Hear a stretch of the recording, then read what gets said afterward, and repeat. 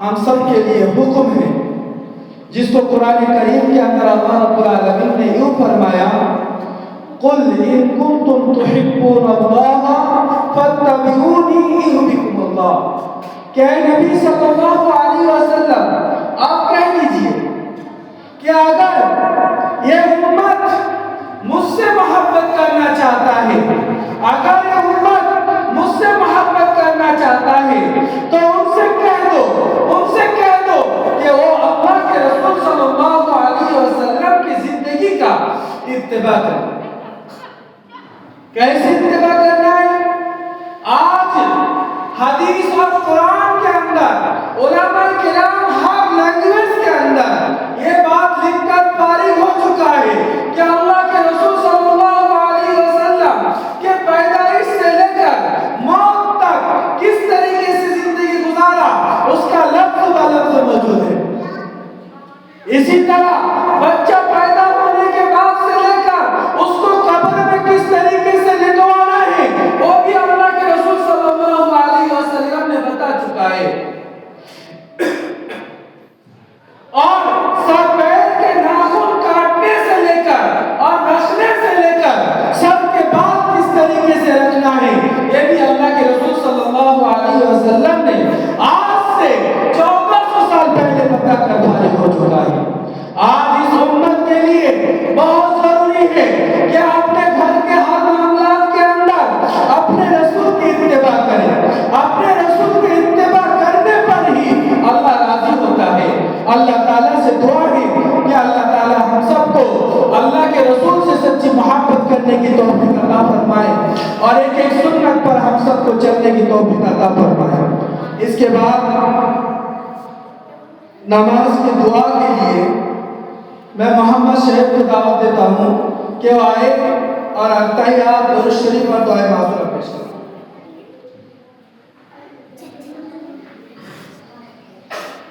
अस्सलामु अलैकुम व रहमतुल्लाहि व बरकातुहू।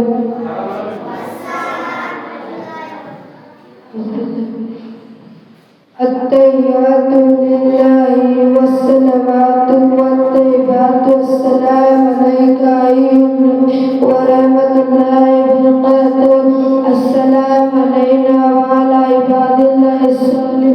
अशहदु अन ला इलाहा इल्लल्लाह व अशहदु अन्ना मुहम्मदन अब्दुहु व रसूलुहू। अल्लाहुम्मा सल्लि अला मुहम्मदिन व अला आलि मुहम्मद कमा सल्लैता अला इब्राहीम व अला आलि इब्राहीम इन्नका हमीदुम मजीद।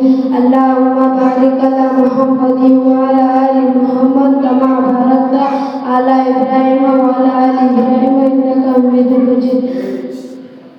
दुआए मासूरा। अल्लाहुम्मा इन्नी ज़लमतु नफ्सी ज़ुल्मन कसीरा व ला यग़फ़िरु ज़ुनूबा इल्ला अंता फ़ग़फ़िर ली मग़फ़िरतम मिन इंदिका वरहमनी इन्नका अंतल गफ़ूरुर रहीम। माशाअल्लाह। देखो, नमाज की जो दुआएं हैं ना, ये इंसान को दोहराते रहना चाहिए। बल्कि तो मैं कहता हूँ नमाज पढ़ना फर्ज है। नमाज पढ़ना फर्ज है तो नमाज की दुआएं भी याद करना फर्ज है।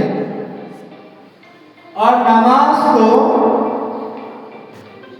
आप समझ लो, मुझे नमाज याद है,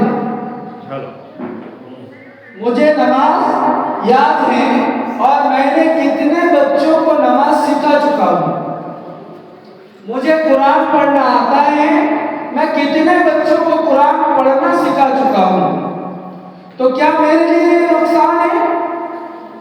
कसम का खुदा, जब तक इस दुनिया के अंदर ये बच्चा कुरान पढ़ता रहेगा, ये बच्चा नमाज पढ़ता रहेगा, तो मैं अगर मर भी जाऊं तो मेरे कब्र में भी इसका सवाब चालू रहेगा।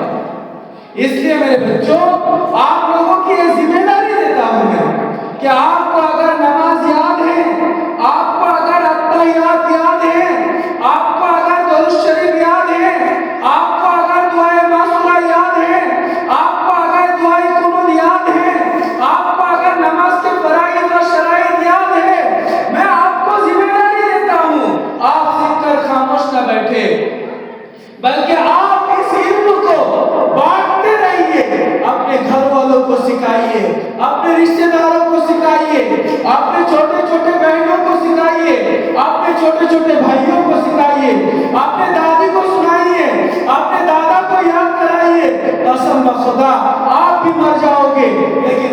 कब्र पर ये सवाब पहुंचता रहेगा। अल्लाह ताला से दुआ है कि अल्लाह ताला हम सबको इल्म को बरतने की तौफीक अता फरमाए, इल्म नाफे हम सबको अता फरमाए। मैं इसके बाद तिलावत के लिए तजामुल को दावत देता हूँ कि वो आए और कलामुल्लाह की तिलावत करता है।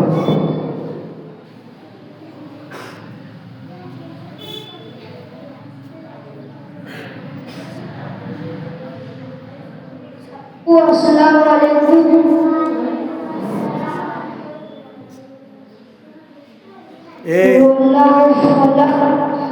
औज़ु बिल्लाह बिस्मिल्लाह पढ़ो।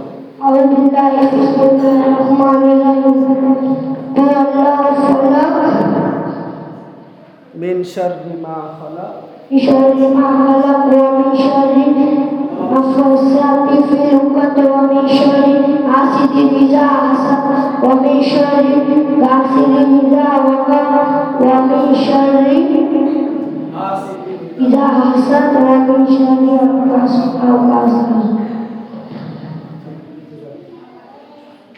माशाअल्लाह। देखो बात ये है कि बच्चों को बहुत सारी चीजें याद होता है, लेकिन जब माइक के सामने ठहरता है ना, जब लोगों के सामने ठहरता है ना, तो ये बहुत मुश्किल काम है। जो ठहरता है उसी को मालूम, जो यहाँ ठहर कर बोलता है ना उसी को मालूम है।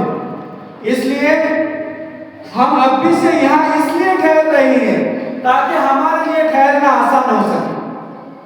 तो हर किसी को यहाँ ठहरना है, आए या ना आए, यहाँ अगर ठहरना है और बोलना सीखना है, क्योंकि उम्मत को आज बोलने वाले की जरूरत है। एक बात मिसाल के तौर पर बताते हैं ना, बोलने वाले की खट्टा बेर भी बिक जाता है, बोलने वाले का खट्टा बेर भी बिक जाता है, और ना बोलने वाले की मीठा बेर भी घर में जाकर सुखाकर अचार डालना पड़ता है। हमारे हजरत एक मर्तबा बता रहे थे कि बोलने आना इंसान के लिए कितना जरूरी है। क्योंकि बोलोगे तो लोगों के सामने तुम्हारे हकीकत जाहिर होंगे, नहीं बोलोगे तो कहां से जाहिर होंगे। बहरहाल अल्लाह ताला हम सबको उम्मत के खादिम बनाए रखे। इसके बाद मैं नात पाक के लिए सुमैया और हिना को दावत देता हूँ, और वो या रब्बे मुस्तफ़ा वो नात हम तो पेश करें।